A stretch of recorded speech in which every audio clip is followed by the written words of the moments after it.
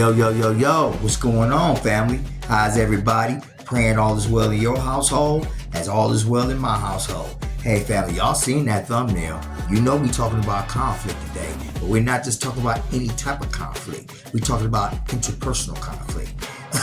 A funny story is, I'm going to tell you about this interpersonal conflict that me and my wife had, so I had to break it down to you even better. But before I do that, I'm going to also break down what is interpersonal. Okay, what is that? I'll break that down to you right quick, and I'll break down to you the two C's. One C, you resolve. The other C, you don't resolve. Okay, because it won't resolve the problem. It won't resolve the conflict at all. So, family, check out the video. Hope you enjoy it. Hope you get out of it what I got out of it. And if you did, make a comment, like, share, and let a brother know how you feel about it, okay? This your boy, Reggie T. And here we go with another episode of the 7 P's of Life to a Renewed Mind. Yo, what's good, family? It's your boy, Reggie T. And we finna go on this ride. Another 7 P's of Life to a Renewed Mind. Hey, like I told you earlier in the preview, yeah, we talking about conflict today, and we talking about interpersonal conflict. But the first thing we're gonna do is break down what is interpersonal, right? What is interpersonal? Well, family, interpersonal is something you grew up with, something that's embedded in you, some skills that you have gained over the years from a child growing up, family values that you grew up with, and things that continuously make you who you are. You know what I'm saying? So this is what the interpersonal person is. This is what's in you, how you was raised, the things that grew up with that has nothing but value. Okay, things that you hold value to. Okay, things you were taught from your family, from your granny and your aunties and your mom and all them. These are things that you take with you throughout the rest of your life. Well, I got a whole bunch of interpersonal things that, I grew up with, skills and values that I grew up with. And so do my wife. She has a lot of skills and values that she grew up with.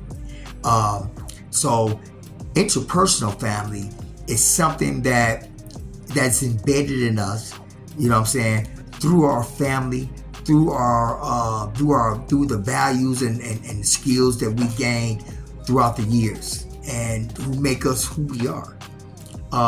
So the problem with that interpersonal thing is, once two people clash because you believe one thing, your value said one thing, her belief and her value says another thing, then, and both of you guys are trying to get your point across, then you end up clashing. And you end up clashing interpersonal relationship, the interpersonal conflict between the both of you, okay? Your interpersonal stuff that you grew up with clashes with her interpersonal or his interpersonal stuff, that he or she grew up with. And therefore, there's a conflict. And there's a way to resolve that. But most of us don't like to resolve it that way. I mean, just keeping it all the way 100. Most of us don't like to resolve it that way. Okay? Now, I'm talking about this because I was sitting here at my desk, and I'm going through some papers, and I seen a paper from 2013 that I wrote when I was in school, right? And I was in college. I was taking my bachelor's course. And it's a class called 366 Conflict, okay? Which is where I learned about interpersonal conflict, okay?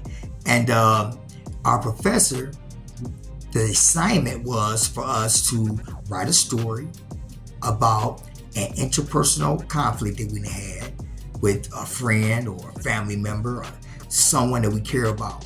And how did we resolve it? Or did it ever get resolved? So I sat here, once he broke it down to me exactly what interpersonal really meant, what that was, then I understood exactly what type of story, that I had to write. Well, the story that I wrote, my professor is called The Watermelon Story. Okay? This is crazy. And I'm going to actually read instead of just me telling you. I think I'm going to read it because to me, even after I wrote it, it was like really hilarious to me. So anyway, here we go. This is the watermelon conflict, okay? In 2013, now mind you, when I wrote this paper, now I was in 2014, okay? So I was in class. So this conflict that me and my wife had was in 2013, so it was a year ago. 2013. We're in 225 now, of course. But anyway, the story goes like this.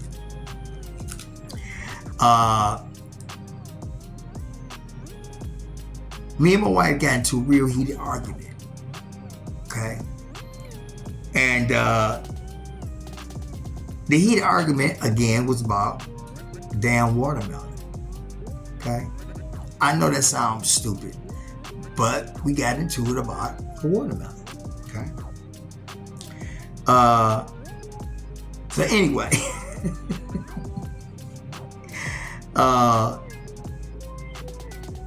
it goes like this. First, just let me let you read the comment. Let me read your summary of this. I said last year my wife and I had a heated argument about watermelon. Yeah, I know, a watermelon. And it went like this. One day she mentioned that she had a taste for some watermelon. Okay. So I said, man, that sounds pretty good. I can use the watermelon because I love watermelon.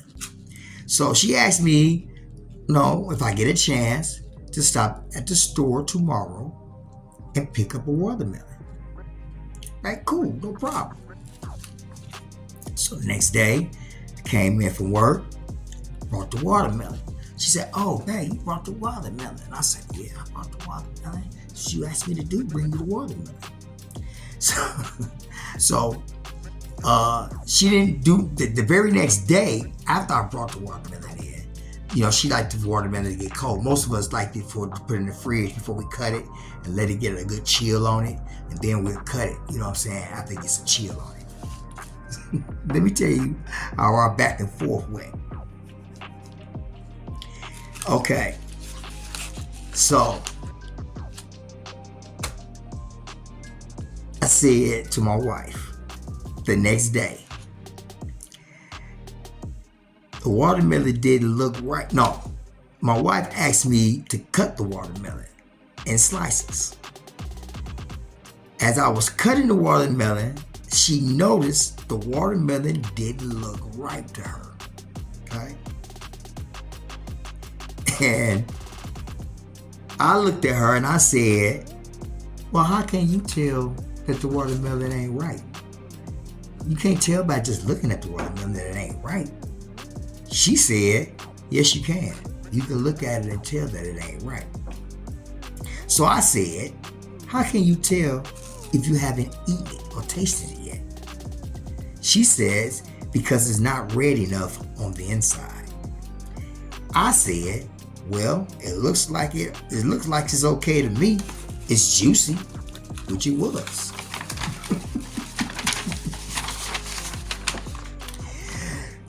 Excuse me. My wife said, just because it's juicy doesn't mean it's sweet. And I said, what makes you such an expert on watermelon? And she said, I know what to look for when picking a good watermelon. So I said, no, you don't. Why did I do that? She said, yes, I do. Me, I said, well, how can you tell? She said, when the watermelon still has the stem left on it, that means the watermelon fell off the vine. Or when thumping the watermelon to hear the hollow ringing sound, that's when you know it's ripe and sweet and ready to eat. I looked at my wife and I said, whatever. She said, well, taste it and see. tasted it. You're right. This watermelon isn't sweet. I told you it wasn't when you first cut into it. But you want to argue with me about how I know you know the watermelon is me, right? This is her imitating me. So look, I'm pissed now, right? I'm pissed, right? She pissed because she didn't get a good watermelon. She pissed because I pissed her off because I thought I knew what I was talking about and I thought she didn't know what she was talking about. Anyway, the next day, my wife went and picked out another watermelon. She bring it home, and when she cut into this particular watermelon, it was ruby red and so sweet, I had to apologize to my wife. And to this day, she is the only one in our house that go pick a watermelon, because ain't nobody else gonna do it but her. Now listen, there's two concepts, right, that I should have took. Well, one concept I should have took, but there's two concepts that you can take in this. The first concept, which would have been the right concept to take, is called the complementary symmetrical interaction. Meaning, the argument that me and my wife had about the watermelon wouldn't have been an argument if I had just been more complementary, had a more complementary symmetrical interaction. Meaning, she says she know. My answer should be, instead of how you know, my answer should have been, I agree. Yeah. Even though I don't agree, I still say I agree. This is me submitting. This is the complementary, symmetrical interaction, where there is no argument. Period. If she tells me she know how to pick a watermelon, I should have been done with it, and I should agree with it, regardless whether I believed it or not. I should have agreed with it. This is how the complementary symmetrical interaction works. It works like with her saying, it's not right, and me saying, you right, baby, it ain't. Before I taste it, okay? When she looked at it and said it wasn't right, I should have looked at it with her and been like, yeah, baby, you right. That don't look right to me either. This is me submitting. This is the symbol for a complementary symmetrical interaction. That is an arrow going up and an arrow going down. Her arrow is up, my arrow is down. My arrow is down because I'm submitting. There is no argument, right? Or most of us don't use that one because that is the proper one and the right one to resolve the conflict. But no, most of us do not like to use that one. It's always a power struggle. I'm right, you right. I'm right, you right. I'm right, you right. This is called the competitive symmetrical interaction. Meaning, one blow for another blow. I throw a blow, she throw a blow. I throw a harder blow, she throw a harder blow. She throw a harder blow, I throw a harder blow. You know, it's just, and it's on and on and on and on until nobody wins. Both arrows are going up because no one is submitting. This is the competitive symmetrical interaction. This is what you don't want to do. Even if you're right, this is still not what you want to do. Now, the the conflict that we're having is, again, it's that it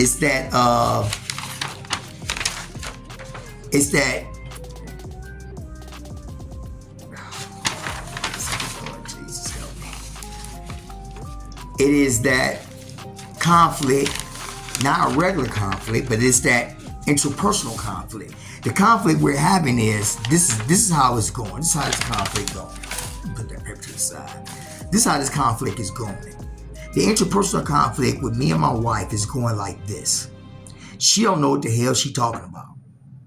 Because I was always taught you can't tell how a watermelon is, whether it's ripe or not. You just get lucky.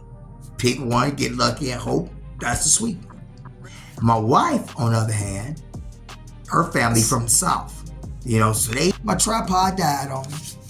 Lord Jesus, it died on me. In the middle of my Lord Jesus, that is something else. Well, since it's already did what it do, let me try this like this, since it's like this, because I don't have time to be going through this all over again. So please, family, bear with me. My tripod is going kind of crazy right now. But anyway, my wife grew up, you know, where her family is from the South. They're Southern. So when it comes to watermelon and things like that, trust me, they know about that stuff.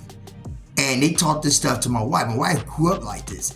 This was the skill that she learned growing up. You know what I'm saying? This is a value, a skill set that she learned from her family. You know what I'm saying? So with that being said, she knew what she was talking about.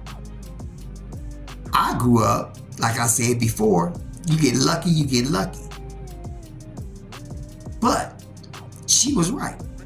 I was wrong. Regardless whether I wanted to be right or wrong, I didn't want to be wrong, but I submitted. I submitted after the fact. I didn't submit during the fact. If I had submitted before the fact, we would have never got into this argument at all. But because I didn't want to submit, I wanted to be competitive and go back and forth, blow for blow. She ended up going to get a watermelon, did exactly what she said she was going to do. That watermelon came back exactly the way she said it was. So this interpersonal thing is about how I grew up, how I was raised, the values that I have about certain things, the beliefs I have about certain things. With her, it's the same way. But those two interpersonal ideologies clashed. So again, family, it ain't worth it. Okay? It ain't worth it. Trust me. If your spouse, if we talking about your spouse, if she says she knows something, believe it. Whether you believe it or not, believe it. Because 9 times out of 10, and then if you want her to show it to you, you can still have her show it to you. Now, how you know that? Like, I never knew, you know, by being complimentary, not being competitive. And then she'll break it down to you. And then you take it for what it is. But don't sit up there and try to argue. Don't sit up there and try to argue with her about it. Don't do that. So I'm telling you, family. This is Conflict 366 that I took. And this is what I got out of that class. Intrapersonal conflicts. This is what I got out of it. This is how I learned how to resolve it. By being complimentary instead of being competitive. Be complimentary. The complementary symmetric system is perfect. The competitive one won't get you nowhere. And that's facts. Real talk. Renew your mind, family. This your boy Reggie T with another episode of the 7 P's of Life to a Renewed Mind. Take care of yourself. You take care of your family. And I'll see you on the next one. Peace.